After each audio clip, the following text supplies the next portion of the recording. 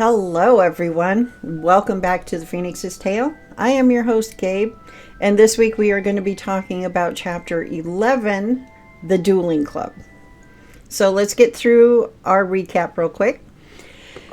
So the chapter opens where Harry wakes up in the hospital wing following the following morning with his arm fully healed.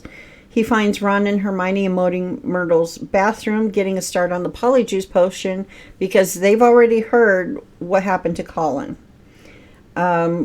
We then jump to the second week of December where we see the Golden Trio putting their names down to remain at Hogwarts for the Christmas break, as well as seeing Hermione, thanks to a well-timed distraction by Harry in potions class one day, sneaking into Snape's private stores of ingredients to steal the bicorn horn and boomslang skin that they need for the potion, not available in the regular student cupboard. Meanwhile, Lockhart tries to start a dueling club, during which everyone discovers, including Harry, that Harry can speak Parseltongue, or basically he can talk to snakes. And now nearly everyone at Hogwarts believes Harry to be the heir of Slytherin, and therefore the one being the one who opened the Chamber of Secrets. He overhears Ernie Macmillan one day talking to Hannah Abbott and Susan Bones in the library about this and how he had told Justin to just hide out, thinking that Harry is going after Justin next for some weird reason. After Harry confronts them, he leaves the library, and in his frustration over all of this, he trips over a petrified Justin Finch Fletchley and sees an oddly petrified Nearly Headless Nick. Now, Nearly Headless Nick being a ghost, you know, he can't die again, and he can't be petrified again, but the structure of his physical form as a ghost was altered by whatever is petrifying students. So now we have a second one, a third technically when we add Nearly Headless Nick in. And when Harry's trying to figure out what the hell's going on, Peeves shows up and starts shouting about it. And after calming down the crowd, Professor McGonagall takes Harry up to Professor Dumbledore's office to have a conversation with Professor Dumbledore. And that's where we end the chapter this week. So the one thing that popped into my head in this particular chapter that just shone like a bright light in the middle of the desert at night to me was bullying.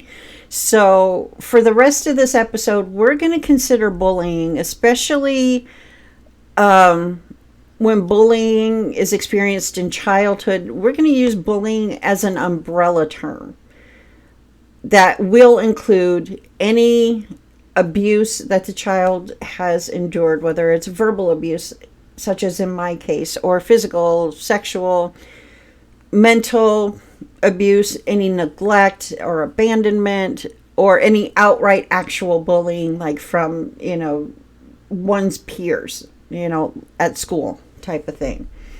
Because without a doubt, after what happened at the Dueling Club, we know that Harry is essentially being bullied now by pretty much everyone at school, thinking him to be the one responsible for opening the Chamber of Secrets and causing Colin, Justin, and Nick to be petrified.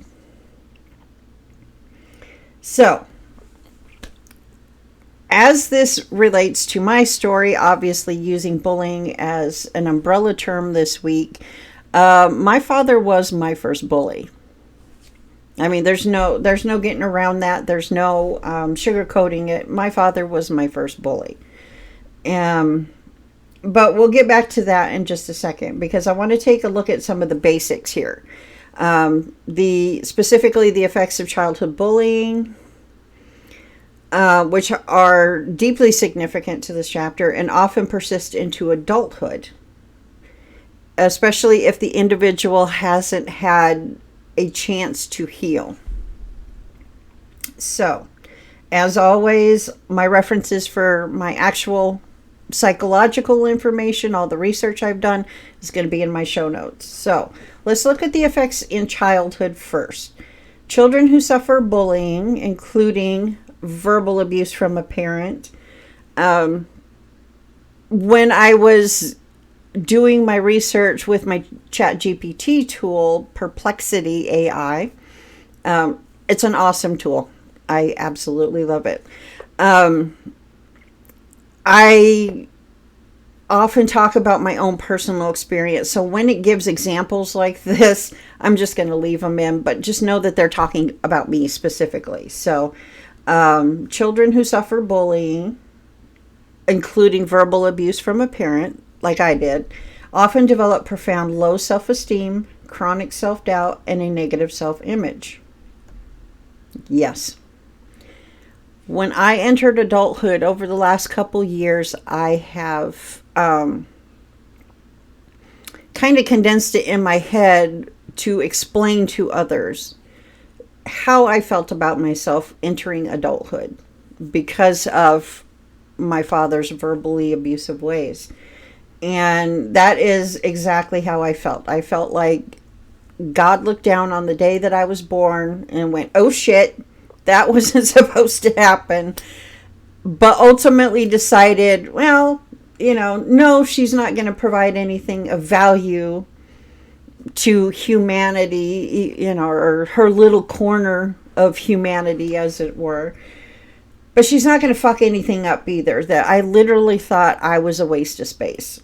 I wasn't going to, add value to humanity, to the people who cross my path over the course of my life, but I wasn't going to take away from it either. So I'm just kind of here.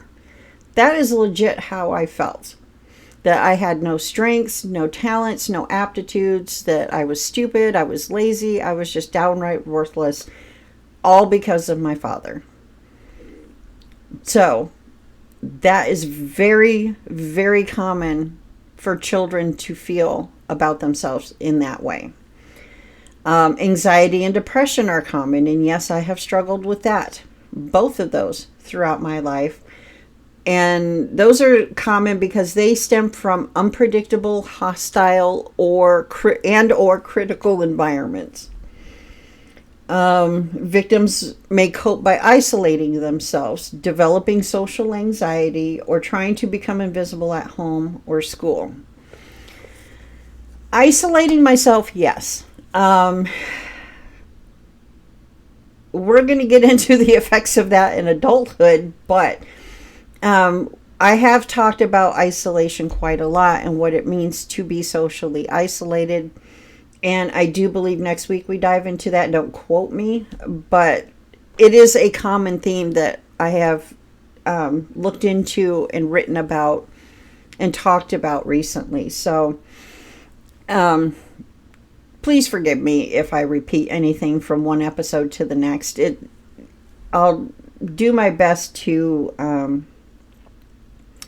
kind of change it up and look at it from different angles, as it were. So, when we take all those things, here's what happens to those children in adulthood when they haven't gotten the proper help they need to heal from all of that.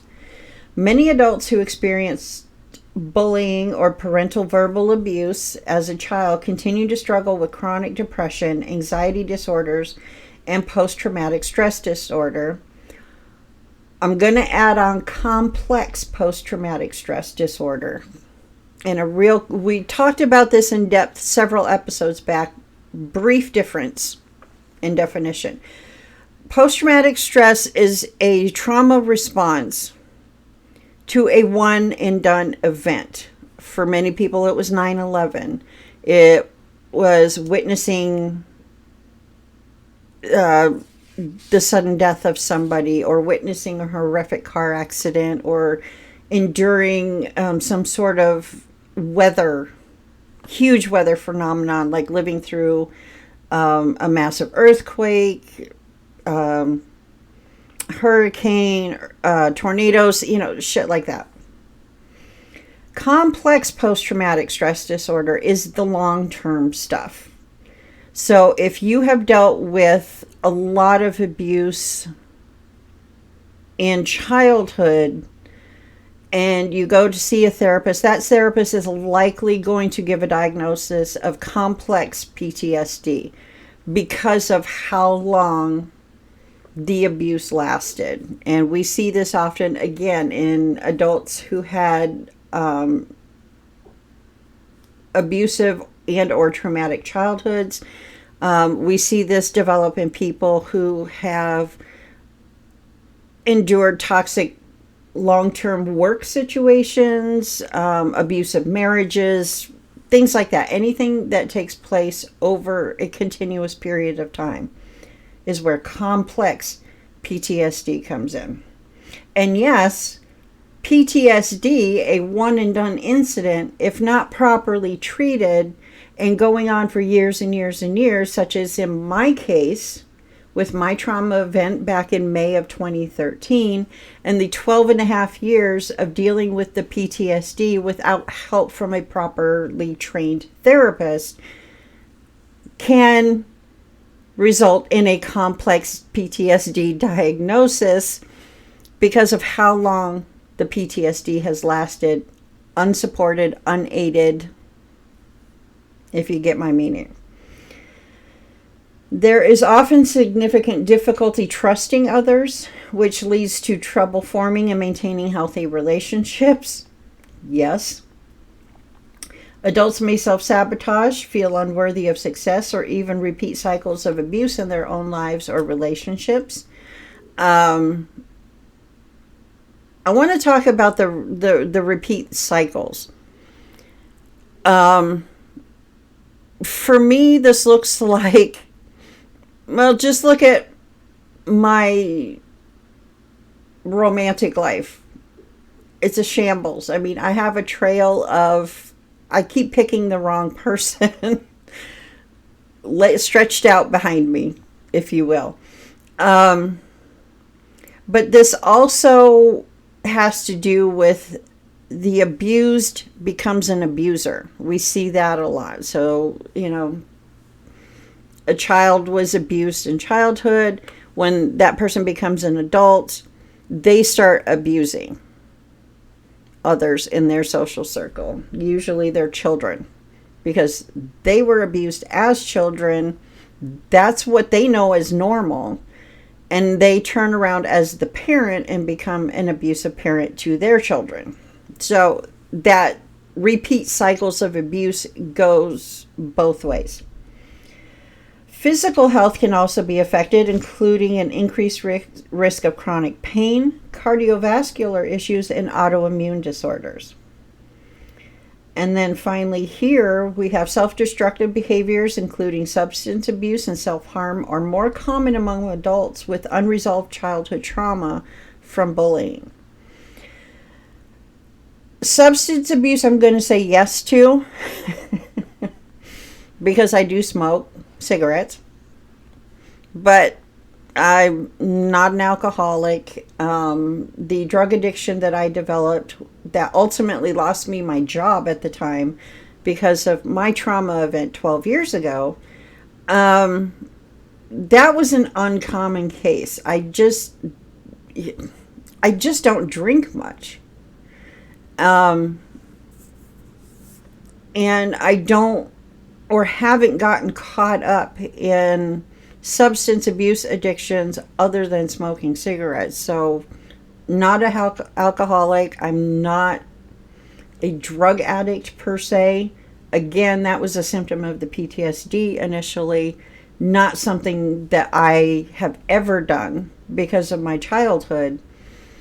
I stayed away from all that because I knew how detrimental that would be. So yes, I'm going to include substance abuse, but self-harm, okay, I suppose technically that would fall under that category too. But when I think of self-harm, I think of, the the actual physical harm. Ginny in Georgia. I don't know if any of you have seen that show on Netflix. But the daughter, Ginny, she was self-harming. And that's kind of what I think about with self-harm. But self-harm basically could be anything that harms the physical body. Okay. And like I said, they're more common among adults with unresolved childhood trauma from bullying. So, emotional patterns and adaptive responses. Adults may adopt perfectionistic or avoidant strategies, either striving to be good enough or fearing failure to the point of just not even trying. There may be persistent inner critic dialogue, a voice planted by, an inner voice in your mind, planted by repeated childhood criticism, undermining confidence and fueling self-doubt, even after external abuse has ended. I would agree with that one. Trust issues, hypervigilance, and difficulties with intimacy or setting healthy boundaries are common adaptive responses as well. So, yeah, yes to all of those. Now, there are a couple things we could do as a pathway towards healing all of this. So the first one is recognizing the impact of childhood verbal abuse. Let's take verbal out of there. Childhood abuse, childhood trauma, including bullying, is a crucial step toward healing, as many adults try to deny or minimize their early experiences to cope with what they were living with.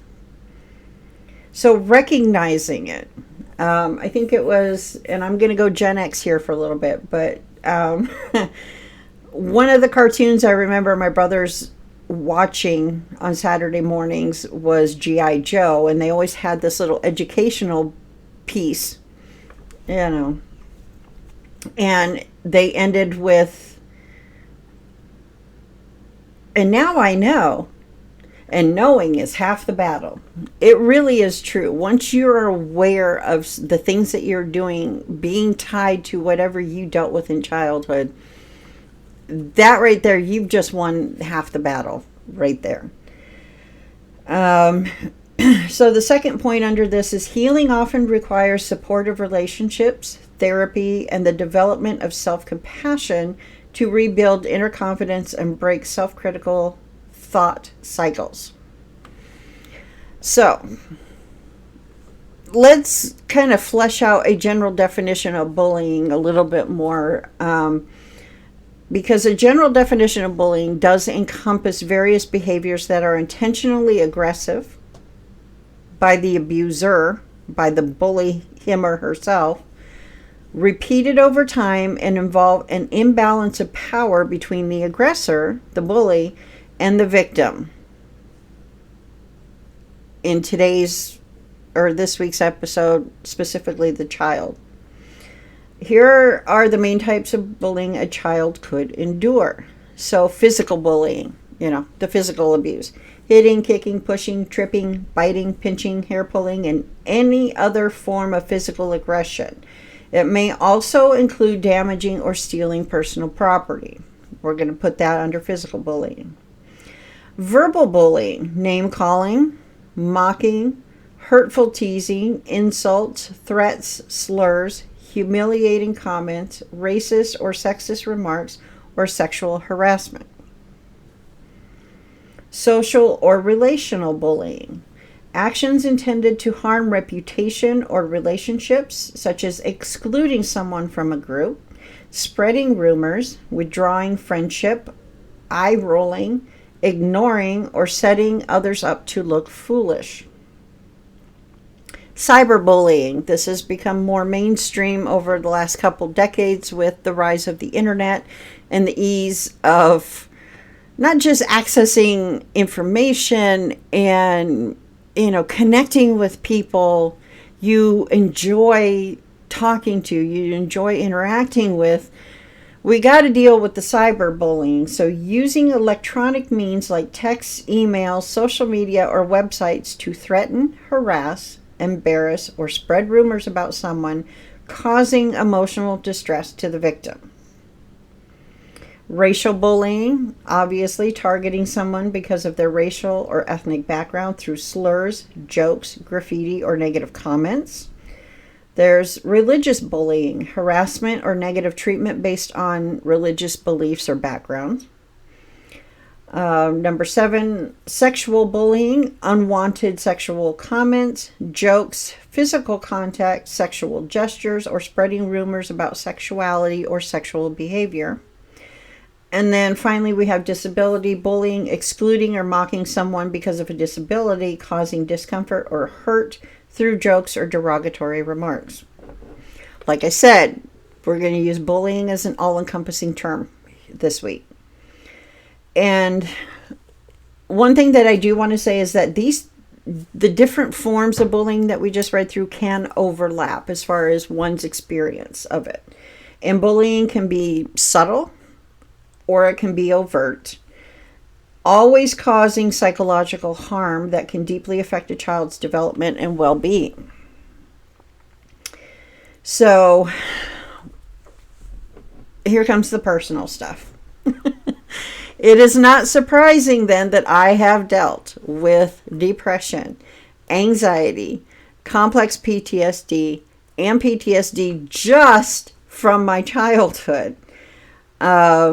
My personal therapy, because I have never seen a therapist for proper treatment other than one time about 20 years ago for a nervous breakdown I had, which I now think was more likely an autistic breakdown or autistic burnout, the more I'm learning about what it means to be autistic. But at the time, it was labeled a nervous breakdown, so we're going to stick with that.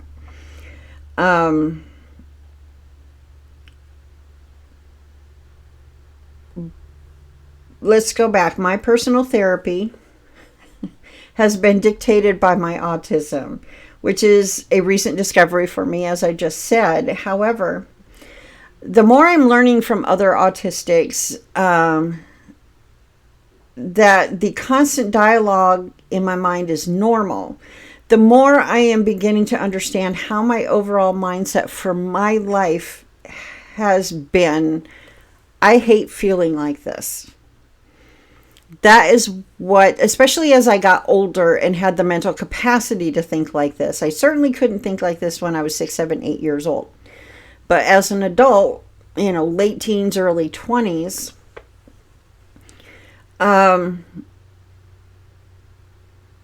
that has been at the forefront of my mind with everything I had dealt with up to that point. And so I don't like feeling like this. I don't like feeling like this about myself. And that, because I'm autistic, has actually been beneficial to me, because I have always been looking for ways to heal what needs to be healed, to work around some of the bigger issues because they are so rooted in childhood trauma, to work around some of the negative stuff that my father programmed, basically, that I was lazy, stupid, worthless, etc. Trying to find ways to alleviate that. Healthy ways to alleviate that. Let me put that addendum there. Many autistic individuals develop self-directing coping strategies that help them manage trauma, anxiety, sensory overwhelm, and emotional dysregulation. And the self-healing often emerges through increased self-awareness. I am extremely self-aware. Self-acceptance. I have been learning to accept a lot over the last decade or so about myself, and finding environments, routines, and or relationships that create safety and reduce harm. Now, I have talked often about being socially isolated and how I literally have just 3 people in my life at this point: my son, my mother, and my baby brother. My son is not my therapist, so mentally he's off the list. But when it comes to any sort of emotional support, that leaves my mom and my brother. And neither one of them are emotionally supportive for me the way I need them to be. So when I look at that last sentence and find, the part about finding environments, routines, and relationships that create safety, this is where I'm struggling on the relationship side of this. The environmental side of this, I currently live in Michigan, and overall, I don't have a problem with the state of Michigan. It is a beautiful state. The people here are friendly enough, but I learned very quickly over the last 16 years that we've been here this time, because I was born here. I was about 3.5 years old when we initially moved to California. And when I was in high school after my parents' divorce, I lived here. We all lived here, minus my father, for about 4 years. So I've had different chunks of time where I lived in Michigan, but this time around I'm seeing it as, the overall vibe of the people. Again, Michiganders in and of themselves are pleasant enough people. They're friendly enough people. But when it comes to the types of close relationships that I imagine for myself, how I want to feel safe, they're all surface level here in Michigan, and surface level in a way that is very limiting to me. For example, just 2 years into the last 16 years, I'm still working, still have my job. This was prior to my trauma event. And I worked retail at the time, and I was so excited, and I'm talking to regular customers about, flying home to California for 10 days because my niece was starting kindergarten. I have one child. California brother has one child. Michigan brother, the baby brother, has none. So my niece is the closest thing I will ever have to a daughter. My niece is my mother's only granddaughter, my son being her only grandson. She just has the 2 grandchildren. Do you think we were going to miss that? No, we weren't going to miss that. Getting back to what I mean about Michigan people is the overall vibe that I got with the people I shared that news with was that I was doing something exotic, like taking, backpacking around Europe for 6 months, or going to Antarctica to live and work for 6 months. Anything big, okay? When to me it was like, I'm just going home for 10 days. That is how simple, in my experience, Michiganders are. They don't have big dreams for themselves, where I am big dreaming for myself all the time. Hopefully that makes sense to you. So, yeah, that is why I wish to be moving back to California, hopefully within the next couple years, and being more diligent and discerning when it comes to any new friends that I'm going to meet along the way. I'm going to make sure they do support me the way I need to support. I need that sort of external support. So, then I asked, or in my queries with my chat-GPT tool, I asked the question, or I mentioned something, a meme that I saw, that relates to what I was just talking about, as far as being autistic and how being autistic has actually been beneficial to me, because of that. I don't like feeling like this about myself, so how do I fix it? And the meme read something along the line, I'm paraphrasing, and I don't even remember who posted this, but this is not mine, this is theirs.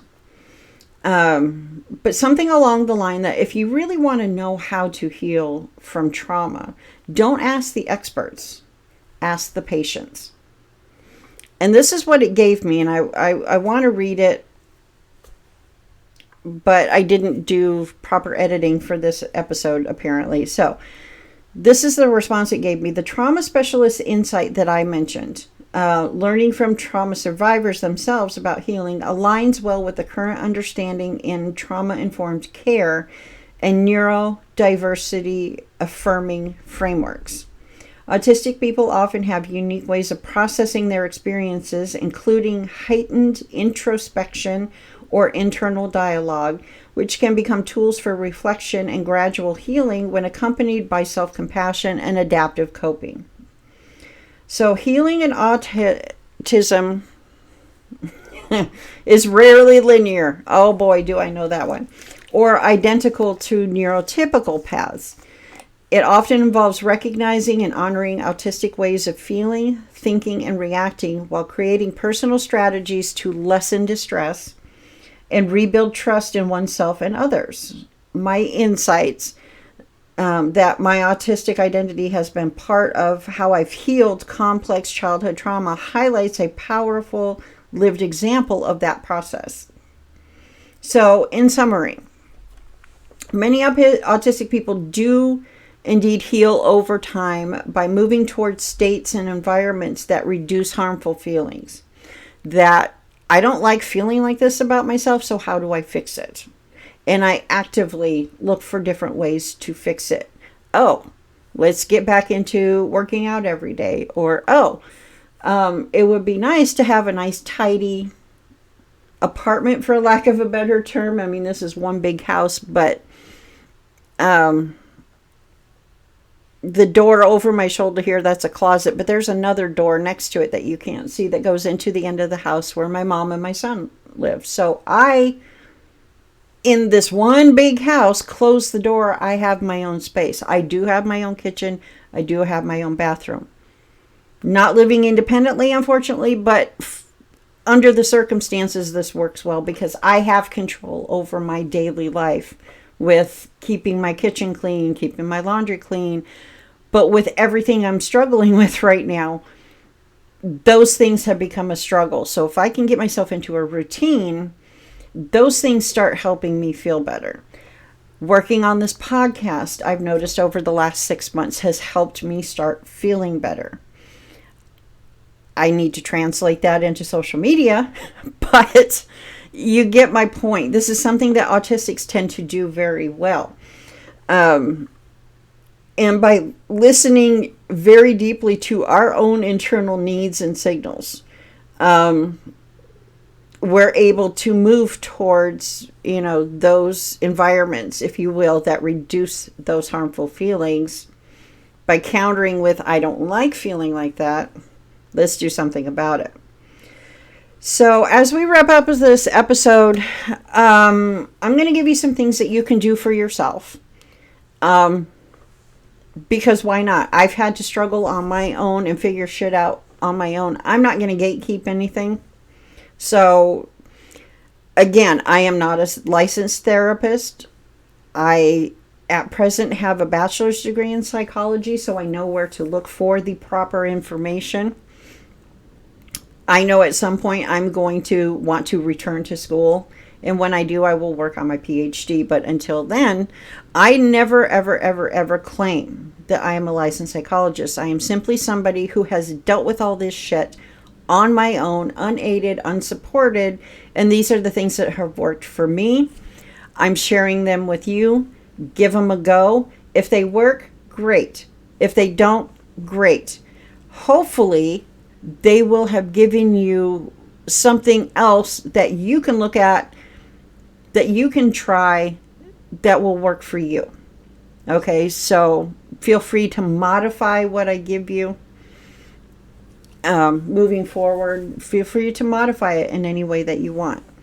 So, here is how you can help yourself if you are struggling currently, until you can get into a proper therapist and get the proper help from a professional that you need.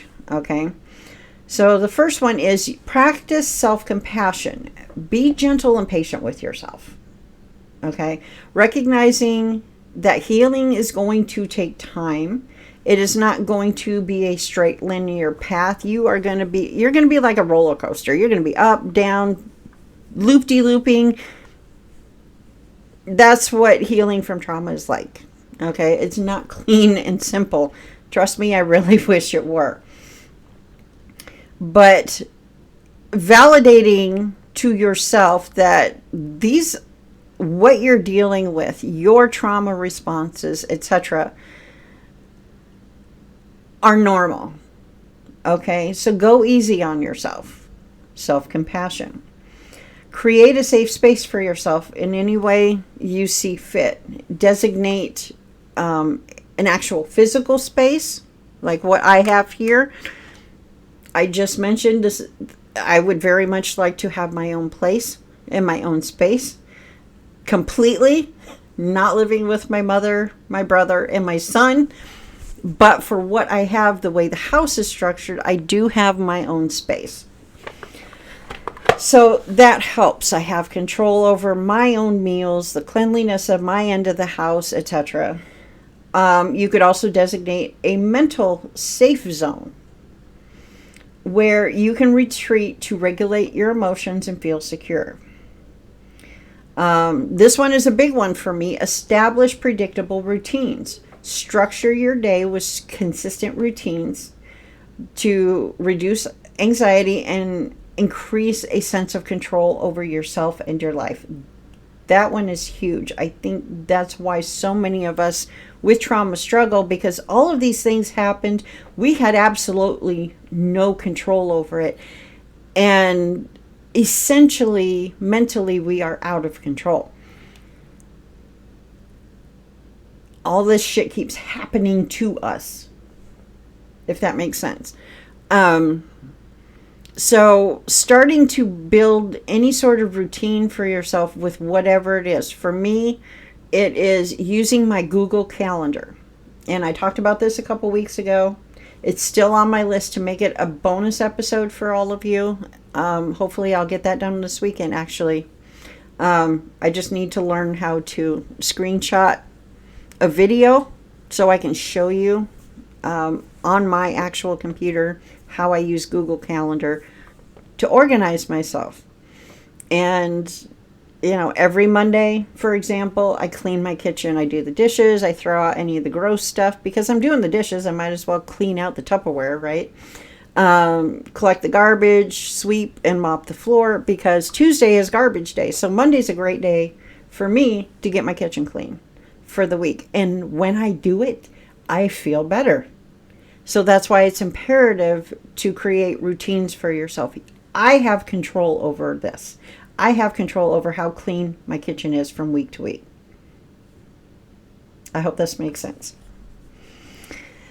Another thing you can do is engage in mindfulness or grounding exercises, using breathing techniques. The one that I use when I'm feeling maybe a panic attack coming on, or I'm feeling my body tense up, is any breathing technique that works for me is one in which the exhale is longer than the inhale.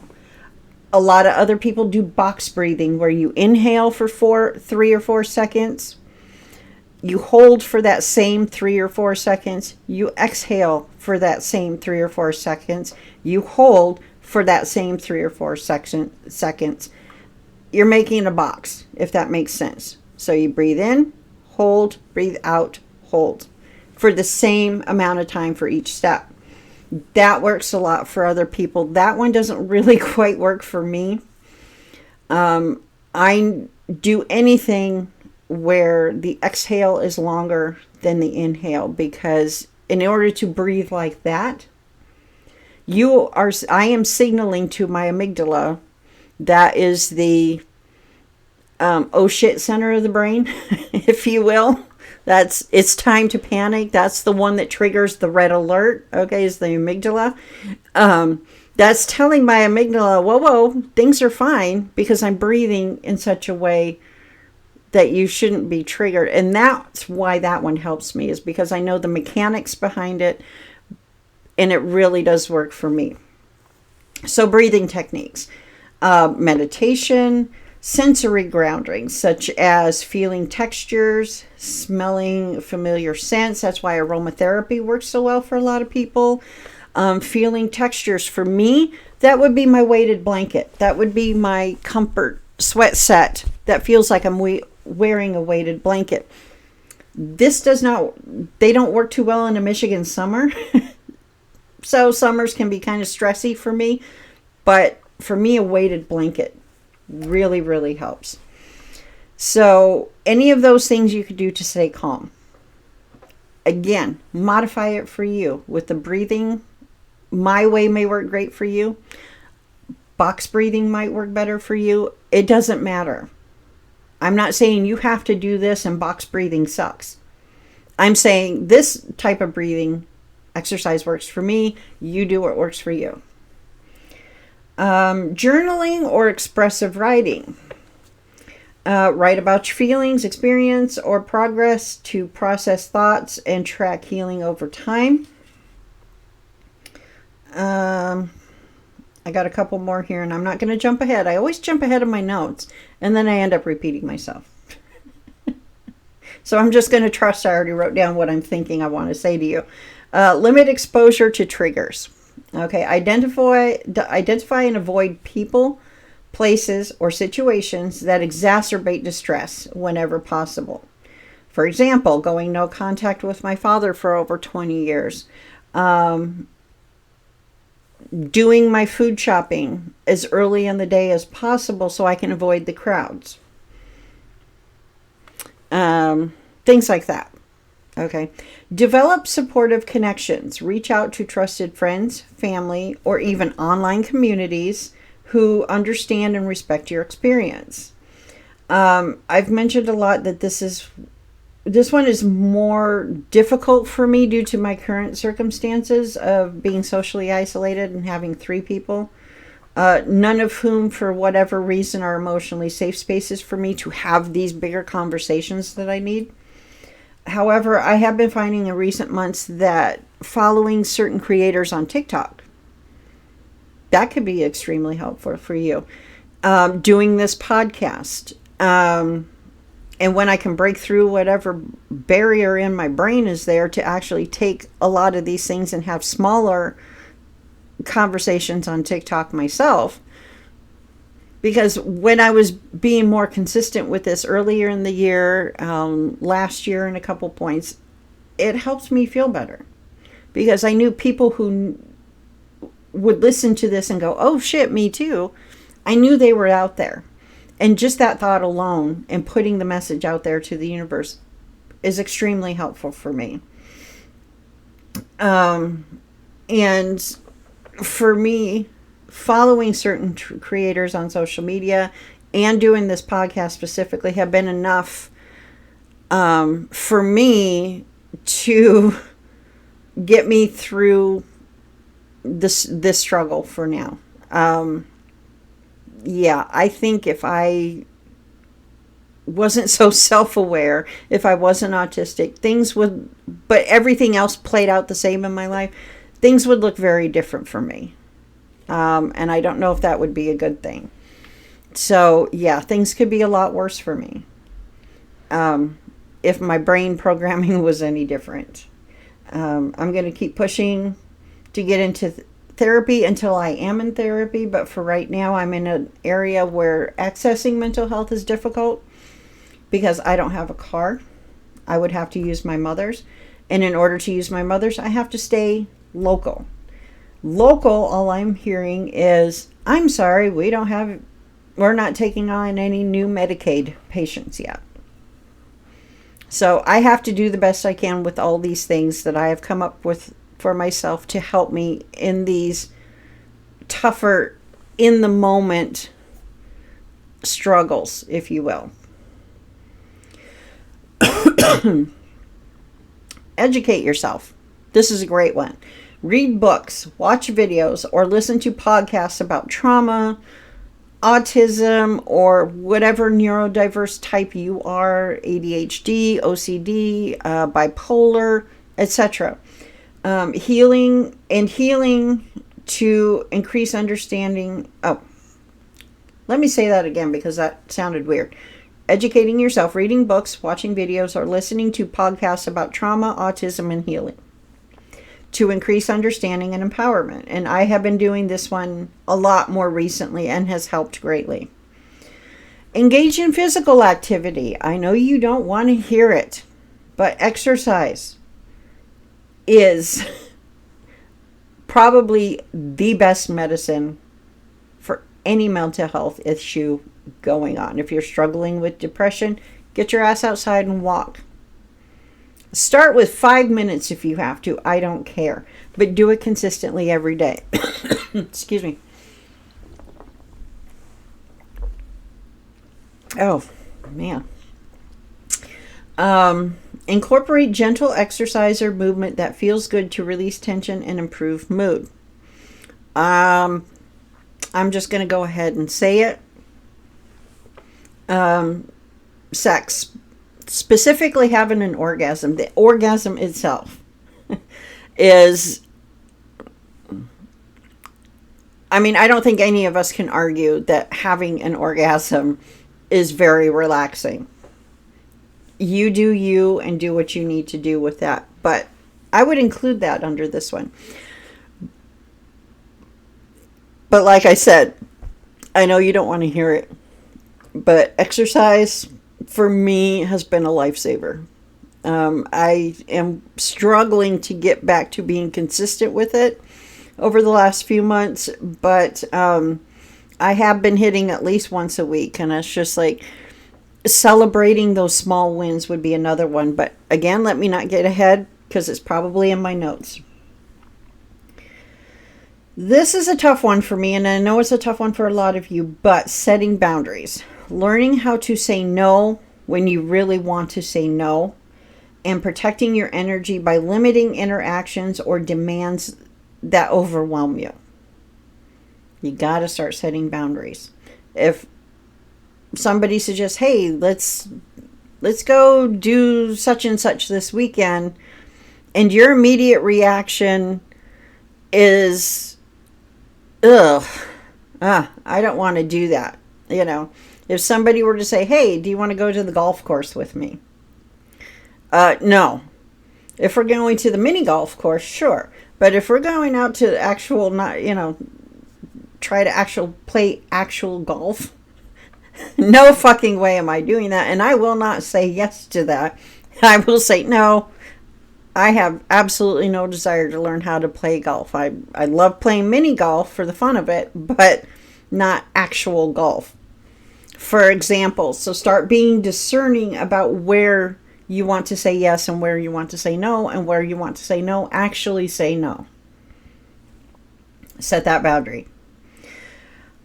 This is a good one. Using creative outlets. So, exploring the arts, music, or crafts as a way to express emotions and connect with yourself. One of the creative outlets that I have, and I will be talking about this again, or briefly, about what I call my fantasy journal. This is how I do a vision board, if you will. But basically what I do, if I were using my fantasy journal today, I would take my notebook, not this one because I'm keeping track of all my episodes and where I am in my writing, my research, etc.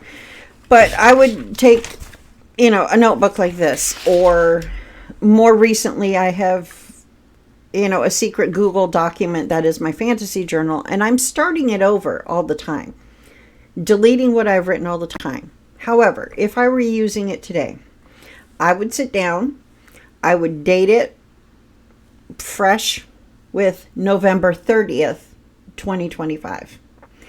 And then narrate the things that I want to do, I want to accomplish, whatever it is. It could look like something like, hey, I finally got past that mental break, and posted 2 TikToks back on the 8th. And then I was bored and decided, well, I'm going to go live for the first time on TikTok. And it worked out really well because I had this many people on my very first live, and they sent gifts, and I earned my first $20. Or, I finally got back on track with my workouts the way I wanted to. anything positive, you write about it as though it happened and you are recapping your month with what happened. That's how I use it. And like I said, I always delete and restart on a fresh new day when I feel compelled to dive into a fantasy journal therapy session, if you will. But I keep going. So once I've written what I want to write to recap the month of November in my fictional November 30th, because, for example, as I'm recording this, it is November 8th. And then once I do that, I will keep going. Sometimes I only do 2 or 3 months. Sometimes I do a year's worth. It all depends, but that's how I use it. And I do that to help myself see what I really want. Because I'm also paying attention to what my body's doing. If I'm getting that, I don't want to kind of vibe as I'm writing, I will cross things out. And, let's say, today, to recap the month with my lives and this, that, and the next thing, I ended up scraping together, $1,200 in income for the month. Which would be nice because it has been 11 years since I've had a steady job. So, because of all this.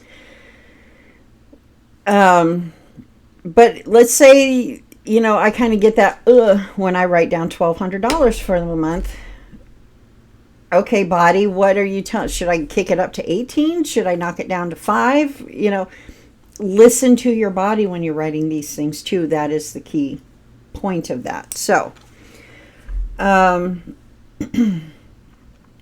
so like I said, one of my creative outlets is that fantasy journal. I hope I made it clear how I use it.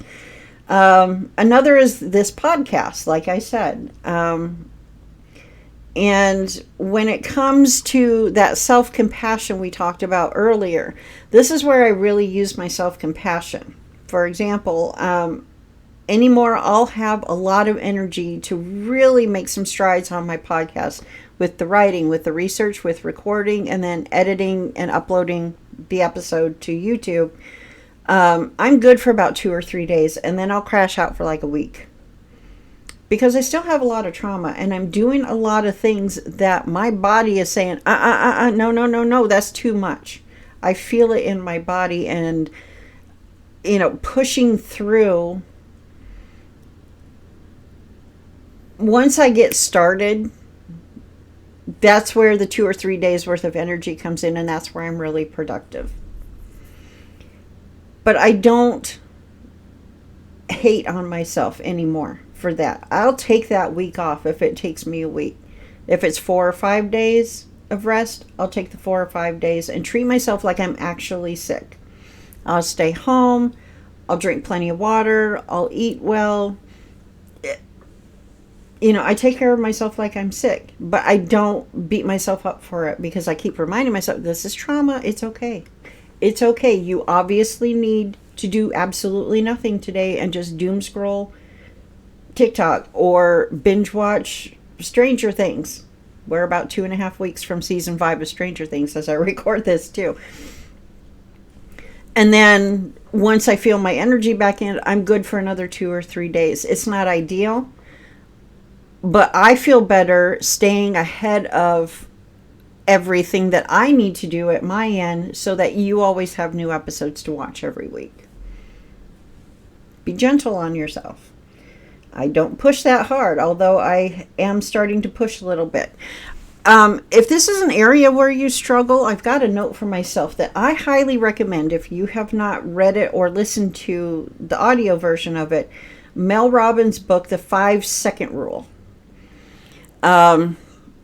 Just Google it if you don't know what that book is, or if you haven't read it. I ordered it a few years ago, and let me tell you, I really don't want to do this, but I know I need to do it. And if it's just a matter of getting started, like, I don't want to do my workout today. Well, as soon as I turn the TV on to pull up the next workout I need to do, or I put my shoes on and I go outside or use my treadmill for a walk. As soon as if I'm in that mood where I know I just need to get started, what Mel recommends is you just count down and then just go. 5, 4, 3, 2, 1, go. I do it slightly different in my mind. It is that constant, you're going to feel better. You're going to feel better. You're going to have that, the endorphins are going to be, surging around your system. You're going to feel better. That's what gets me moving. So if you struggle with that, I highly recommend reading or listening to the audio version of the 5-Second Rule by Mel Robbins. Monitor and challenge negative self-talk. Become aware of self-critical thoughts and gently reframe them with kinder, more realistic perspectives. And celebrate small wins. I knew to keep going. So let's go back to lately I've been hitting just 1 day a week with my workouts, whether it's going for a walk or turning on my Beachbody on demand. That 1 time a week is better than 0 times for the week. And I celebrate that. It's like, okay, I wanted to do this every single day, but hey, I got my ass up and I went for my walk, or I did my workout on Wednesday or on Tuesday or whatever. I did it for the week. I did 1 for the week. That's better than none. If you need baby steps, take those baby steps, is what I'm saying. But celebrate when you have accomplished something you've wanted to accomplish, no matter how long it took you to, aka 5-second rule yourself into action. And I've been doing this one a lot in recent years as my own mental health is suffering. I don't care, like I said, if I only did 1 thing for the week. And that can be collectively too. It's not just, I did 1 workout, or, I just got my kitchen clean for the week. I didn't do my laundry, didn't clean my bathroom, didn't do the other things I wanted to do.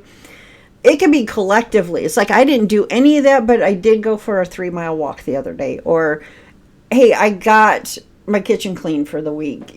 I celebrate any of the things I wanted, even if I just did 1. That is very important. So, and keep practicing that with actually a hooray for me. The enthusiasm will eventually come. It will sound kind of weird and off at first, and that's okay, but just keep doing it. Hey, I did this week. Hooray for me. And to summarize all this, these are a lot of practical strategies that can help you maintain emotional stability and build resilience while waiting for or supplementing professional therapy. Again, I'm not a licensed psychologist. I will always, always, always tell you to seek professional help. But I also know the struggle in getting to that help for a lot of you. I've been living it myself, and these are things that I have come up with that have helped me. Again, take what you need, modify it as you need to modify it. If it doesn't work, great. You found something that doesn't work for you, but hopefully that will trigger another idea. Well, what if I did this instead? Do that thing instead. And if it helps you, great. Just do something. It's hard. I know it's hard. But that's really why I'm here, is to share with you what's worked for me, and you take it and modify it to fit your life, your circumstances, to help yourself, okay, as best as you possibly can. And this helps, hopefully my thoughts and ideas that I've used to help myself help you. Whether you're in need of healing from being bullied, any miscellaneous trauma you've experienced, any of that stuff. it can help if you're dealing with a lot of depression. It can help if you're dealing with a lot of anxiety and having a lot of panic attacks. It can help, but you have to do it. And hopefully, between the two of us, if you will, any of the things that I've shared will help you, even if you, like I said, if you have to modify it to suit your situation. So that was a lot. I have to laugh real quick at the outset of diving into the Chamber of Secrets. My least favorite of these 7 books in this series. I've had some of my longer episodes, I think because I'm diving into actual psychology. And again, my references are in the show notes if you care to look into those further. So we're going to wrap things up for the week. Next week, we're going to dive into Chapter 12, Polyjuice Potion. Until then, please just avoid any Dueling Club led by Professor Lockhart. Just, if you see Professor Lockhart advertising a Dueling Club, just stay away. Okay, it's not worth it. So anyway, have a wonderful week. We'll see you next time.